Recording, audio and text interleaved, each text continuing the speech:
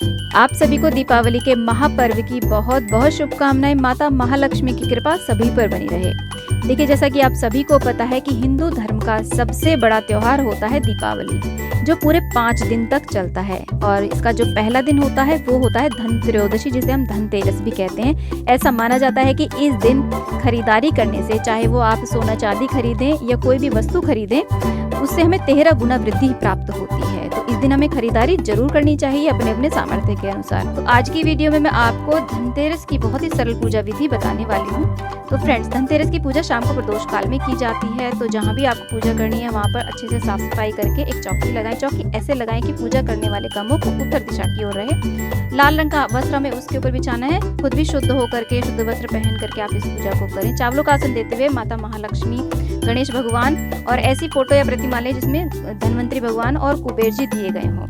और देखिए, जो आपके घर के मंदिर के लक्ष्मी गणेश हैं उनको भी आप पूजा में विराजमान कर सकते हैं, क्योंकि जो नए लक्ष्मी गणेश हम लाते हैं उनकी पूजा दिवाली वाले दिन की जाती है। घर में कैश रखा हो, चांदी का सिक्का खरीद के लाए हो, सोना चांदी हो, धन हो, उसकी भी पूजा करें। और लक्ष्मी सूचक जो चीजें होती है ना, कौड़ी, कमलगट्टा, गोमती चक्र, उनको भी पूजा में रख लें। और नया बर्तन आप लेकर के आए हो उसे भी आप रख लें पूजा के अंदर, उनका भी आप पूजन करें। साथ में देखिए, एक देसी घी का हम दिया जलाते हैं। ये जो दिया है इसे कुबेर दिया बोला जाता है। अगर आपके पास ये नहीं है तो आप किसी भी अन्य धातु का या फिर आप चाहे तो मिट्टी का दिया भी जला सकते हैं। देसी घी का हमें ये दिया लगाना होता है। उसके बाद में हम ऐसे जल का छींटा दे देंगे, स्नान का भाव करा देंगे और वस्त्र रूपी कलावा समर्पित कर देंगे सभी को। और उसके बाद में सभी को हम तिलक करेंगे। इस तरीके से देखिए, सबसे पहले हम गणेश जी को तिलक करेंगे, उन्हें अक्षत समर्पित कर देंगे। और यहाँ पर माता महालक्ष्मी को, सरस्वती मैया का भी पूजन करेंगे।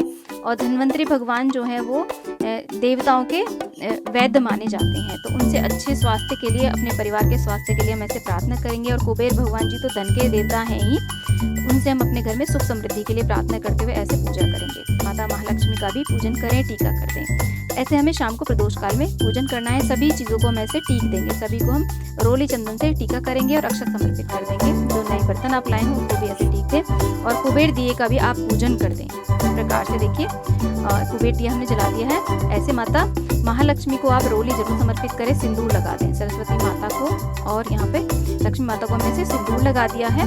और जो बचा हुआ सिंदूर है से भी आप अपने माथे पे जरूर लगा लें। उसके बाद में सभी को हमने यहाँ पे अक्षत चढ़ा दिए, यानी कि चावल हमने सभी को समर्पित कर दिए। उसके बाद में हम फूल चढ़ाएंगे। देखिए, फूल वैसे माता महालक्ष्मी को कमल का फूल बहुत ज़्यादा प्रिय है। कमल का नहीं मिल पाता है तो आप गुलाब के फूल भी चढ़ा सकते हैं। और वैसे तो दिवाली के आसपास देखिए सभी फूलों वालों के पास में कमल का फूल मिल जाता है। मेन दिवाली वाले दिन तो आप माता पर कमल का फूल जरूर चढ़ाएं। इसी के साथ में जो आयुर्वेदिक चीज़ें हैं हमारे घर में, जैसे कि लौंग, इलायची, दालचीनी, तेज पत्ता, जो भी किचन में चीज़ें अवेलेबल हैं वो सब हम यहाँ पे चढ़ा देंगे। एलोवेरा, तुलसी का जो पत्ता होता है वो चढ़ा दें। साथ में आप यहाँ पे कड़ी पत्ता, पपीते का पत्ता, पान के पत्ते, ये आप यहाँ पे भगवान धन्वंतरी जी को जरूर चढ़ाएं। एक नींबू भी आप पूजा में जरूर रख दें, इससे नजर दोष का निवारण होता है। और इसी के साथ में देखिए, धनतेरस पे धनिया जरूर हम खरीद के लाते हैं, तो धनिया भी हम यहाँ पे समर्पित कर देंगे। और भोग में मुख्य रूप से जो भोग लगता है दिवाली के 5 दिन, वो खील बताशे का भोग लगता है। इसके अलावा आप मेवा मिठाई का भोग भी लगा सकते हैं। चाहे आपने मिठाई घर में बनाई हो या मार्केट से मिठाई लेकर के आए हो, तो हमने यहाँ पे मिठाई का भोग लगा दिया है। ऋतुफल है तो ऋतुफल का भी भोग आप लगा दें। फिर एक जल का लोटा हम चौकी के ऊपर रखते हैं भर के, और हाथ में कुछ अक्षत यानी कि चावल लेकर के, फूल लेकर के यहाँ पर धनतेरस की कथा सुन लेते हैं। धनतेरस की क्या कथा होती है, इसका वीडियो आपको हमारे चैनल पे मिल जाएगा, आप कथा वहाँ से भी सुन सकते हैं। जब कहानी देखिए संपूर्ण हो जाती है तो अक्षत हम ऐसे चौकी के ऊपर छोड़ देते हैं, थोड़े से जल के लोटे में डाल देते हैं। उसके बाद में देखिए 13 दिए जलाए जाते हैं। ये सरसों के तेल के दिए जलाए जाते हैं। साथ में एक बड़ा दिया जलाया जाता है जिसे यम का दिया बोला जाता है। तो ये 13 दिए जरूर जलाए जाते हैं। तो इन्हें हम जला करके, पूज करके घर में हर स्थान पर इन 13 दियों को जला देंगे। इसके बाद में हम कपूर से आरती कर लेंगे। आप चाहें तो दिया जला करके भी आरती कर सकते हैं। जो हमने कुबेर दिया यहाँ पे जलाया ना, उसको हमें नहीं हिलाना है, अलग से आप आरती कर लें। इस तरीके से देखिए, कहीं कहीं पर माता लक्ष्मी की आरती नहीं की जाती है, तो अगर आपके यहाँ पर आरती नहीं होती है तो आप स्किप कर सकते हैं। उसके बाद में हम प्रार्थना करेंगे, क्षमा याचना कर लेंगे। और कहीं कहीं पर तो देखिए माता लक्ष्मी के हाथ भी नहीं जोड़े जाते, तो हमारे यहाँ तो ऐसा कुछ भी नहीं है। आप इन दोनों बातों को स्किप कर सकते हैं अगर आपके यहाँ पर नहीं होता है। तो ऐसे हमें शाम को प्रदोष काल में धनतेरस का पूजन करना है।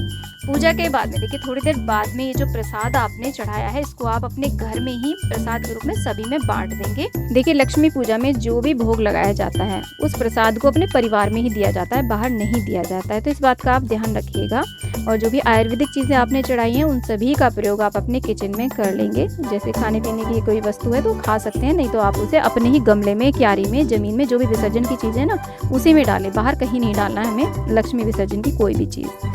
तो फ्रेंड्स आशा करती हूँ कि वीडियो आपके लिए यूज़फुल रहेगी। वीडियो थोड़ी सी भी यूज़फुल लगी है, थोड़ी सी भी पसंद आई है तो प्लीज़ वीडियो को लाइक शेयर, चैनल को ज़रूर सब्सक्राइब करना और कमेंट बॉक्स में लक्ष्मी मैया की जय आप अवश्य लिखना। आप सभी को दीपावली बहुत बहुत मंगलमय हो। माता महालक्ष्मी की कृपा सभी पर बनी रहे। जय माँ लक्ष्मी।